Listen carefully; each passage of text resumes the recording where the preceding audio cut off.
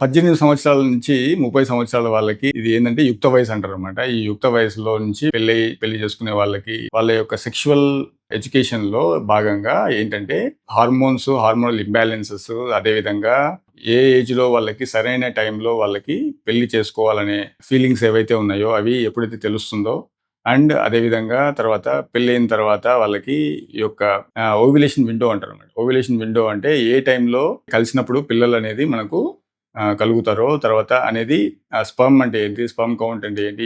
Reproductive cycle అంటే ఏంటి? So, ఇవన్నీ మనకు ఈ యొక్క యుక్త వయసులో మనకు తెలుస్తుంది. సో, ఇవన్నీ ఏంటంటే as age gross so, sex education అని ఎవరికి అవసరము అని చెప్తే మనం సెక్స్ ఎడ్యుకేషన్ అనేది ప్రతి ఒక్కరికి చిన్న పిల్లల నుంచి పెద్దవాళ్ళకి ప్రతి ఒక్కరికి సెక్స్ ఎడ్యుకేషన్ అనేది అవసరం. అండ్ దీనివల్ల ఏంటంటే మనకు what is right and what is wrong అనేది కూడా మనకు పిల్లల నుంచి పెద్ద వయసు వాళ్ళ వరకు తెలుసుకోవడం వల్ల ఈ యొక్క మెయిన్లీ ఆ మిస్‌గైడెన్స్ అనేది మనకు క్లియర్ అయిపోతుంది. ఎందుకు అంటే ఈ యొక్క ఇంటర్నెట్ ఇన్ఫర్మేషన్ అనేది చాలా వైడ్‌గా వాళ్ళు ఇవ్వడం జరుగుతుంది. ఇంటర్నెట్ ఇన్ఫర్మేషన్ మనం ఒకసారి ఒక నెట్‌లో కొట్టినట్లయితే మాస్టర్బేషన్ నెట్‌లో కొట్టినట్లయితే అది ప్లస్ చెప్తది. అదే విధంగా అది మైనస్ చెప్తా ఉంటది. దానివల్ల ఏంటంటే చాలామంది మిస్‌గైడ్ అయితా ఉంటారు.